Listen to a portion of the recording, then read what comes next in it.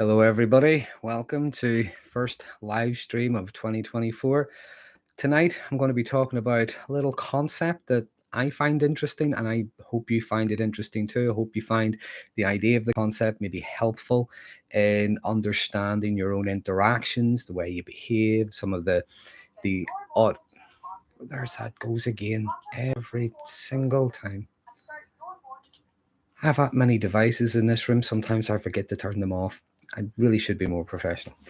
Anyway, yeah, I hope you find this little concept interesting in recognizing some of the behaviors, the interactions we have, how some of those things can be automatic, or as Freud would have called them, unconscious. Maybe build on your awareness, recognize some of the internal dynamics that go on with us and how they play out externally as well. So this concept, I'm going to be very careful how many times I use Freud's name, because he seems to be, the other Freud is on the floor beside me right now, and every time I speak, he lifts his head. So yeah, the founder of psychoanalysis, Sigmund Freud, he proposed this structure of the mind, if you will. And it has three elements, and it's how they interact with each other. The first part would be known as the id. Then we have the ego, and then we have the superego. I'm going to go into more detail as to what these are, but just to give you an idea. So it's how our personality, how these things interact. They interact. It's sort of, if you think about it, it's our personality. They operate at unconscious levels a lot of the time. Sometimes it's very conscious, and they're constantly interacting with each other in all of our thoughts, our behaviors, our feelings, and so on. How we interact with the world around us, how we come up with our decisions, and so on. Now, the id, if you will, he described that as like our primitive instinctual part. It's our instant gratification. It's our pleasure principle, our pleasure drive, our libido. It's wanting things and wanting things immediately. And again, I'm going to go into a bit more detail as I outline them all. Then we have our superego. Now, our superego, some people might think of that as our conscience. Our superego, if you will, we get that from learning like societal norms, societal demands, things like that. Where's my notes? I can't even read my own writing. Yeah, the superego, if you will, a lot of the time that strives for perfection. Sometimes we feel guilt, shame, we feel a sense of defeat if things don't work out the way we would have hoped. Sometimes our superego is looking externally at other people, looking for maybe their approval, their disapproval, and so on. And in between the two, we have what he described as our ego. Now, sometimes we think of our ego, we will talk in terms of, look at the size of his ego, or he's got a massive ego, or he has a weak ego.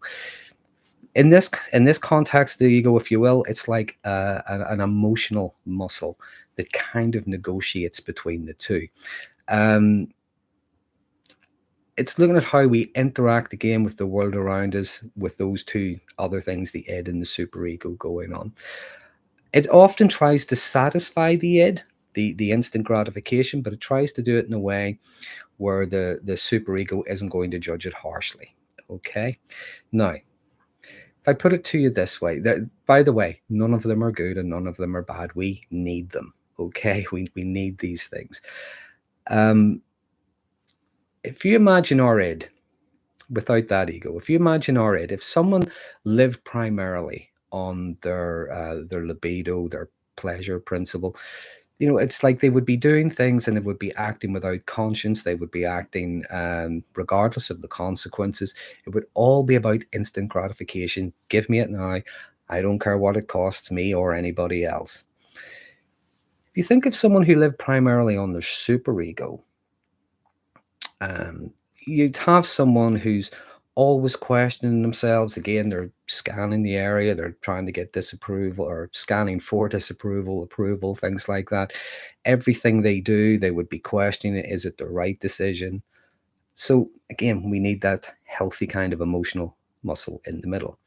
So if I demonstrate it this way, you imagine you see a cake.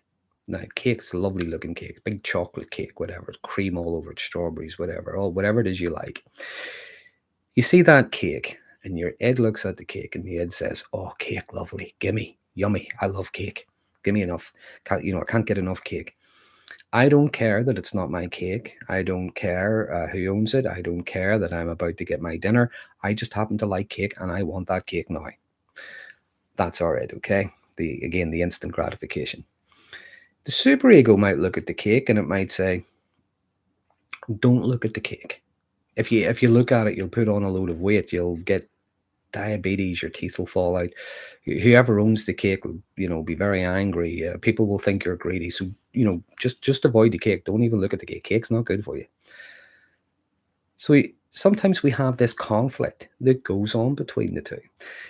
So what happens is, the ego might look at it and might listen to them both, and if you will, negotiate between the two. The ego might say something like, "Well, first of all, it's not unreasonable to like cake. Cake is nice. It's very, delicious and all the rest of it. However, maybe I need to listen to the superego because, first of all, it's not my cake. Secondly, I might be on a diet, things like that." Sometimes it can negotiate between the two. It'll be saying to the superego, "It is a nice looking cake. There's nothing wrong with recognizing it's a nice looking cake. And you happen to like cake." It can also negotiate between the two, and it might say something like, "Well, you could find out who owns the cake. You might ask them, could you have a slice after dinner?" So you see what I mean by trying to negotiate between the two, trying to keep them in some kind of harmony. So I'm going to move on a bit. So whenever we think of the id and the superego, sometimes we can have this conflict, and sometimes it brings up like a cognitive dissonance. Again, we know the cake is nice, but we know it's not good for us. So we're holding those two opposing beliefs at the same time. The ego, if you will, that's a bit more grounded in reality. And as I say, that negotiates between the two. Sometimes it maybe has to come up with a completely other decision. I'm going to use that as an example later on when I'm going to use, believe it or not, I'm going to use Star Trek to illustrate how this concept works. So it's a framework for understanding the complexities of our personality. Why we might want something, but maybe feel bad about it. Or maybe how we might say no to something and then feel bad about it afterwards because it could well have been in our best interest. Our ego, if you will, it's a bit more present. It's a bit more in the moment. It can think back. It can look forward, but it kind of makes our decisions in the here and now. Now, the ego, if you will, as I said a moment, it's a bit more present. It operates on the reality principle. Unlike the id, it seeks immediate gratification. The superego is representing our kind of moral standards. Again, that's a lot of time where we get our conscience from. So the ego strives to satisfy both desires, the desires of one, but also the reservations of the other. What is socially acceptable? Okay. It takes into account our own needs, because we do sometimes have our own basic needs. Sometimes we feel guilty, or we may be led to believe we are guilty of being greedy or whatever, just for having basic, simple human needs. So it takes into account those internal dynamics, but also the external world. I said in a previous live stream about sometimes we need to pay attention to ourselves, what's in our own best interest, our own needs, our own self-interest, things like that, but also pay attention to other people, the impact that's going to have on them, what it's going to cost them.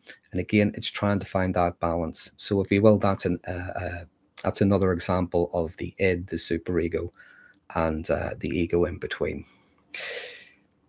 When it comes to the ego, again, the ego, if you will, it's involved in a kind of a conflict resolution when we have those two opposing beliefs.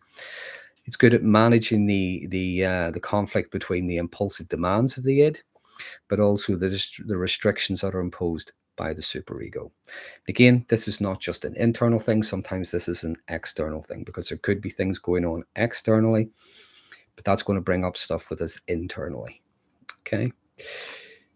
And the ego operates primarily in the conscious mind. In other words, it's up here, we're thinking about it, it's in our forethought, it's at the front of our mind.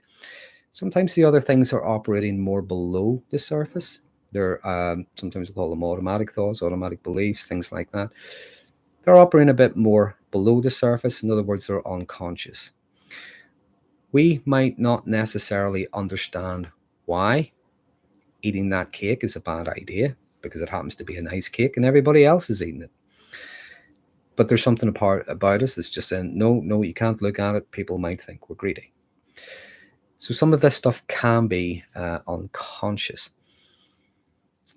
And Freud believed as well that some of the ego's processes, like things like our defense mechanisms, which we all have, our defense mechanisms are largely unconscious.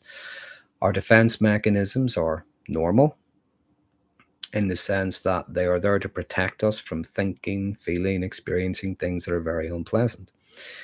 Healthy defense mechanisms we tend to learn as we go along. We can start out with very childish ones. As we mature, as we become adults, they become a bit more effective. Sometimes some people have, and you may have heard me refer to this in some of the videos I do, they have maladaptive defense mechanisms. Their defense mechanisms may be learned in childhood, but they're still performing them today. Some of those would be, for instance, denial. I think of denial as, and I could be wrong, there's experts out there could put me right on this. I think denial is maybe the first one we ever learn, in the sense that if you imagine a little toddler and they're covered in chocolate, you ask them, did you eat all that chocolate? And they go, no. Denial, the evidence is there. So that's a defense mechanism, trying to protect them from experiencing something unpleasant. As adults, some people may still be doing the same thing. So it's, again, it's maladaptive. The ego helps to, albeit a lot of those things are unconscious, the ego helps keep, the ego, let me start this again. I haven't had enough coffee today. The mechanism, the ego helps those mechanisms, helps those internal conflicts, helps resolve them, helps recognize if those mechanisms, as they come into the conscious, are those mechanisms appropriate? Are they adaptive or not? Okay. It also helps us to, if you will, change our mind, own up to our faults, things like that. Now, you could get a psychodynamic therapist or psychologist. I'm going to go into a lot more depth here. I just want to give you the bones of it so that you understand, because I'd like to use a few examples just to illustrate it. So again, you have the pleasure principle, but you also have the conscience, the superego. They're at loggerheads together. I use the example of the cake. Okay. If you think of it, okay, and this is where I'm going to bring in my Star Trek nerdiness. Anybody old enough to remember the original Star Trek series? Okay, the one that was made back in the 60s. It's been repeated pretty much forever. But if you imagine that original series, now you imagine a person trying to make decisions, okay? So you have Captain Kirk, right? Now, Captain Kirk, he's the guy in charge. He has to make decisions. He has responsibility.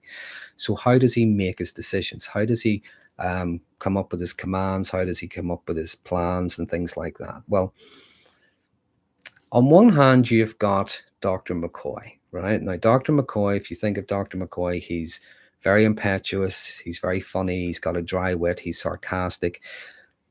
But he can also be quite demanding. He's very immediate. You would often hear things like, damn it, Jim, we've got to do something. So he's very impetuous. He's very of the moment, and he's very driven. Okay. On the other side of that, you've got the engineer, Scotty. Now, you often hear him saying things like, it wasn't designed for this kind of thing. She's going to fly apart at the seams. You can't change the laws of physics. Okay. Now, in between the two, you've got rational, logical Spock. All right. And he listens to them both. Quite often, he comes up with a solution, one that appeases both, if you will. A way of doing something, but a way of doing it safely. you'll probably never watch Star Trek the same way again. So he listens to them both. He comes up with a solution, if you will, one that appeases them both, and he presents that to the captain. Now, Kirk then decides, is that the best course of action? So he will either go with that or he will choose something else entirely. And I suppose because he's the hero, he normally picks his own wee thing. But anyway, that, if you will, on a TV series, that is an idea of the id, Dr. McCoy, the superego, Mr. Scott, and the ego. Even though he's a Vulcan, he's logic, he doesn't have emotions, he's not supposed to have an ego. But if you think of him as representing the ego, that emotional muscle between the two, that's able to listen to them both and then come up with a solution or an idea or a way through that's going to satisfy both. Now, sometimes we might do something. We might feel, we're saying, this is not a good idea. I shouldn't be doing this. This might get me into trouble or whatever. But maybe the id is saying to us, well, but this isn't a bad idea and this is quite good. And you're going to feel, we might act impulsively. When we act impulsively, now, even if there isn't necessarily any negative consequences, there could well be, but even if there aren't negative consequences as such, it's like our superego was telling us things like, that was the bad idea, that was wrong, that could have went wrong, that could have went bad. Other times, we could be faced with a choice, a decision, there's something we could have done, something we could have said, but our superego has told us not to do it because we might get into trouble, we might hurt, we might offend. And afterwards, our id is saying things like, but look at how bad it got when you didn't stand up for yourself, when you didn't say this, when you didn't apply for that promotion, when you didn't enroll in that course or whatever. So again, it's not that one's good and one's bad, but it's trying to recognize some of that internal dynamics that goes on between the two. The ego could listen to them both and could learn. That would have been in my best interest, but I didn't do it. And now I'm feeling bad about it. So I'm going to learn from that. And next time I'll know better. Or what I did there, albeit it gave me instant gratification, in the longer term, it caused me longer term gratification. Things like procrastination, for instance. The id might be telling us, this is difficult, this is too hard, be better to watch Netflix or do whatever, keep putting it off. So that's trying to get instant gratification, but it's delaying the longer term. And again, the ego can learn from that, recognizing, well, I might have had a week to do something. So next time I'm going to learn, even if it feels overwhelming, I will do it in little smaller chunks, little smaller pieces. Now, I know I've kind of whizzed through this, but I'm kind of aware, and I don't know if you can hear it in the background, but there's actually a storm going on at the moment, and the electricity's kind of been fluctuating all day. So if you lose me, the Wi-Fi's went off because of the electricity. I tried to whiz through that as quick as I could to try to get as much in in a short space of time. If you want, there's a lot more information online about the id, the superego, and the ego. Learn about it, read up on it. There's lots of really good papers out there, lots of really good articles on it. A lot of Freud's work has either been, other people have carried on, they've done more with it, they've looked more in depth, they've, disproved some things, proved some other things. But, pardon me. But one way or another, I think he did start a good conversation going, and I suppose you could say that if it wasn't for Freud and people like him, people like me wouldn't have a job years later, even just practicing therapy. But some of his stuff is very interesting. If you're interested in things like dream interpretation, his book's a bit of a hard read, but read his book on dream interpretation as well. Right now, I'm going to take any questions that come up. Anybody wants to talk about or mention things like, things I've just discussed. To see, is there anything? Let me see. Can I recommend suggested articles in the description? What I'll do is when I've finished this, I will put links to articles or books that you might want to look at, and then they'll be there. You can click on them, or you can maybe order them or something. I'll put the links in the description of the video. his book on dream interpretation. One moment, let me see. Where is my copy? I have a feeling I may have let someone borrow it. Yes, I did. I do have a hardback copy of his book on dreams and dream interpretation. I was going to show you it, but I've just remembered I think I've loaned it to someone. I will put the name of that in the link as well. I'll put the articles in as well. There's probably videos out there. I will see if I can find a few of those, and I'll put links in there as well. But if you think of the concept, you think of yourself and the times when maybe you have done something, you did something for instant gratification or what you thought was the best course of action, something you thought would help you, but you did it maybe without thinking through, and there were consequences afterwards. Or the times when you did something and maybe you felt guilty about it afterwards, and maybe you can't quite put your finger on why. It could be, again, you think of the superego that's developed by the world around us, our parents, our teachers, significant others, workplaces. So you might have felt bad about something afterwards. You might have felt a little guilty, and you're not quite sure why. You can't put your finger on it why. So it's worth looking at it that way. But then again, you look at the other side of it, there are things maybe you could have done, things that you would have liked to have done, things that it may have been painful, may have been difficult, but they may have been in your best interest. They may have helped you. You might have even enjoyed it, whatever it happened to be. But it's like you talked yourself out of it. So now, if you will, the id part of you, that's now feeling bad about it. The ego, that emotional muscle, again, you can use that to learn, and that can negotiate in future situations. What about recurring nightmares? Recurring nightmares. This is the thing about dreams. We have dreams for many different reasons. There's different ideas around dreams. I would look pretty much at Freud and Carl Jung, people like that, but there are others. Whenever we dream, what they say is whenever we dream, sometimes we'll dream about someone will be in our dream and we'll say, oh, I dreamt about you last night. Well, actually, you didn't. It's just that person was in your dream. Everything in our dreams represents a part of us. Now, when it comes to dream interpretation, anybody that tells you they can interpret your dreams, I'd give them a wide berth. The best person to interpret your dream is you. And there are ways to learn how to do that. Freud and Jung, they talk about different ways of interpreting. And do you know what? It would be something I'd have to do in another live stream because it's so complex. There's a lot to go into. Everything we dream is some aspect of us. Every part of it, the people that are in it, the things that are said, furniture, clothes that are being worn, where it's set, things like that. Everything is an aspect of us. And when we dream, they believe that whenever we dream, we're communicating something. Now, Freud believed it would be something that has maybe happened, something in the past, something that's having an impact on the here and now with something we're going through. Jung would believe whenever we're dreaming again about something that's happening in the here and now we have to work our way through.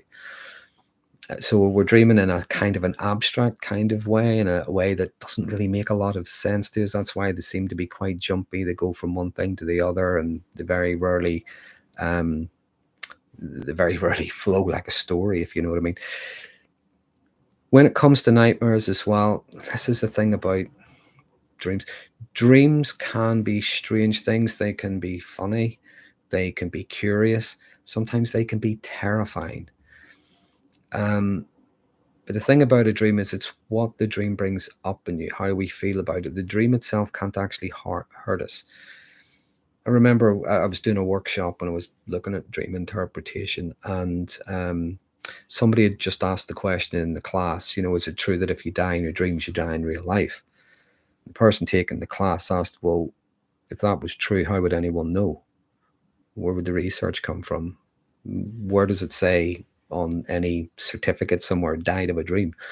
The dream itself can't hurt us, but it's the feelings and it's the things they evoke.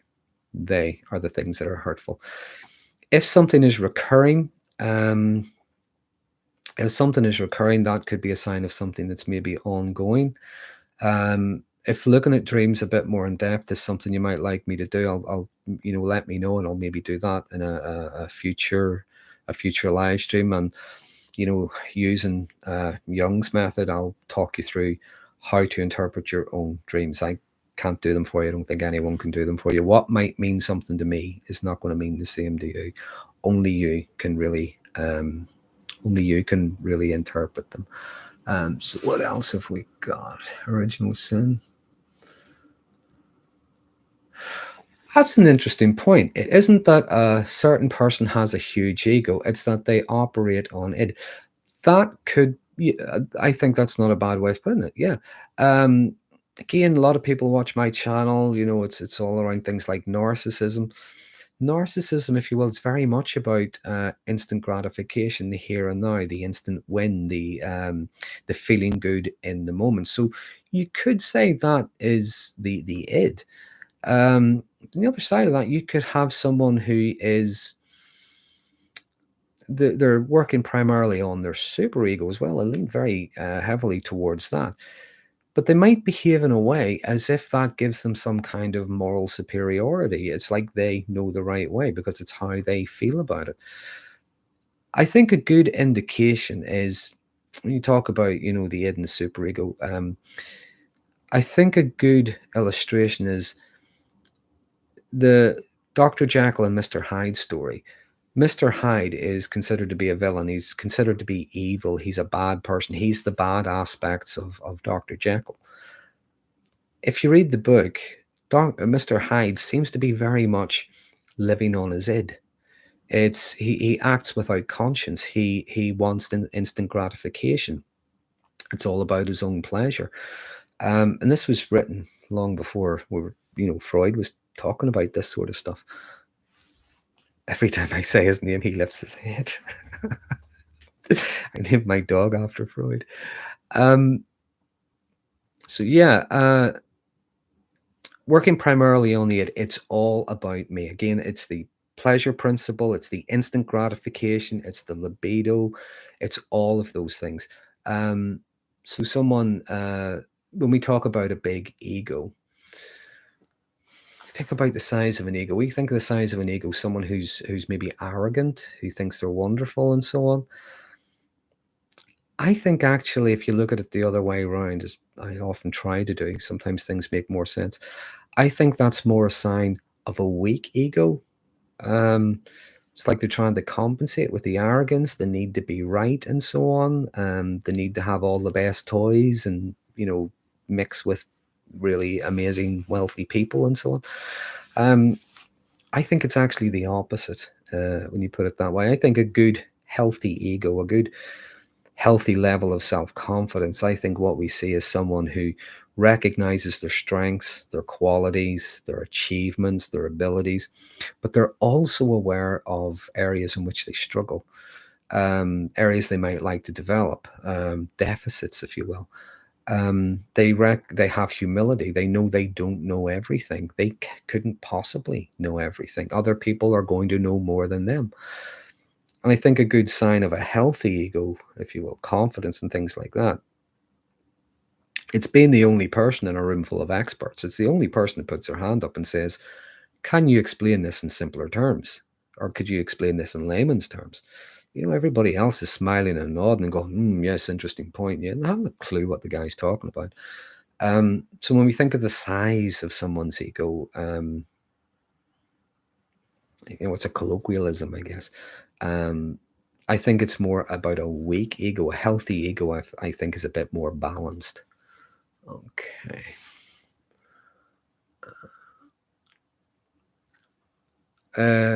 Carl says, hard for me sometimes because of a guilt-based upbringing. When it comes to things like guilt, see, whenever we experience guilt, we're often thinking of the consequences of something we've done or the possible consequences of something we might do. And that can inhibit us. Now, it's not necessarily a bad thing, but if we can't explore these things, if we can't challenge these things, where's your evidence for? Where's your evidence against? it stays, if you will, it stays in the unconscious, and we keep on acting as if we're doing something bad or as if we're doing something wrong, just for doing something we happen to like or something we might benefit from. I'm going to be very careful how I say. I do talk about this in other contexts. I'm going to be careful how I say this. When we feel guilty, it's being honest about what we feel guilty about. Okay? Remember the impact we might have on someone else, the consequences of something we might do. In order to overcome some things like that, sometimes it takes little small steps to do things, maybe in your own best interest. Learn a new skill, learn a new language, learn a new hobby, meet new friends, listen to a different kind of music. When we expose ourselves to the things we're uncomfortable with, what we do is we start to grow in confidence. We start to become a bit more courageous. Our comfort zone starts to widen. When we open ourselves to new experiences, some of the deeply held beliefs we may have had are maybe a little bit more open to challenge. We can still certainly feel a certain way, but the feeling can inform us. It doesn't necessarily have to make decisions for us. If you will, the intensity starts to dilute. Okay. Let's see. Freud and the Sandman is weird. Phil says you can die in your dreams. Well, unless there's something actually wrong with you and you die in your sleep, maybe that's different. But again, the person who was taking the course, and I'll take her at her word, she knows a lot more than I do. Dreams can't hurt us. It's how they affect us emotionally. We don't like how they feel, especially if it was something scary, something terrifying. But that expression, if you die in your dreams, you die in real life, the way she just put that back was, well, how would anybody know? Where's the research come from? Who ever told them that? So it is a bit of a kind of an urban myth, really. It's not really based in reality. Sixth Sense, Amelia, I'm very interested in the ego id topic in relation to ADHD. Yeah, actually. You think of the attention deficit and so on. Yeah, the id, again, instant gratification. Sometimes our mind will go from one thing to the next. What is the best course of action? What is it I would really like here? What is it I would really need here? There is also the superego that comes afterwards when we're thinking things like, well, that didn't work out well, therefore I must be, fill in the blank. Again, it's trying to have that muscle, that emotional muscle in the middle.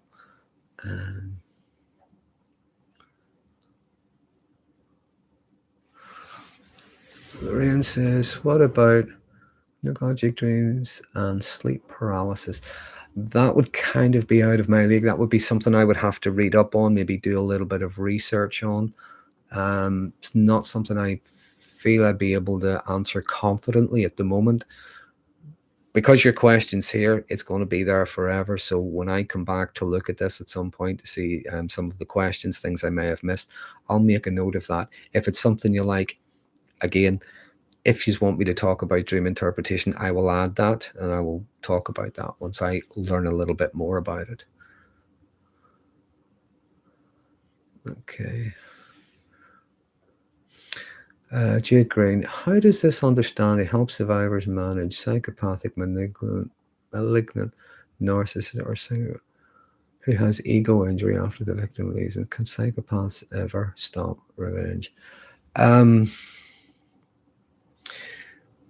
thing about psychopathy, and there's never a one size fits all. There's different kinds, but with psychopathy, what we often see is callousness and a disregard for other people, their safety, their well-being. With narcissism, what we often see is a sense of entitlement and so on, being highly disagreeable. This is not, when I'm talking about this tonight, I'm talking about it as a subject that I'm kind of interested in, just about our own personal development and recognizing the internal dynamics that go on within us, but also how sometimes with those dynamics going on, how we interact with others. So the question is, rage who has an ego injury after the victim leaves them. What they have there is, it would be what's known as like an ego wound, like an emotional wound. Someone has left them. So they may act impulsively. Some people may act impulsively. It's the thing about some people's revenge tactics. They're not necessarily what you would call the plot of some Hollywood movie. Sometimes they're very poorly thought out. They're sloppy. They're haphazard. They're sometimes a little bit more like Wile E. Coyote. That doesn't necessarily mean they're not difficult. It doesn't mean they can't be dangerous. It doesn't mean any of those things. We can spend a lot of time wondering what's going on with other people, thinking about what's going on with them. We try to pathologize them. We try to put them in the box. And it's not necessarily a bad thing to educate ourselves. I think it's much more empowering, probably a lot more empowering, to pay attention to what's going on with us, why we act, react, behave the way we do. Whenever we get a sense of what's going on with us, every bit as much, if not more so, than what's going on with other people. Hallucinations and sleep paralysis, be gratefully recovered. Lorraine,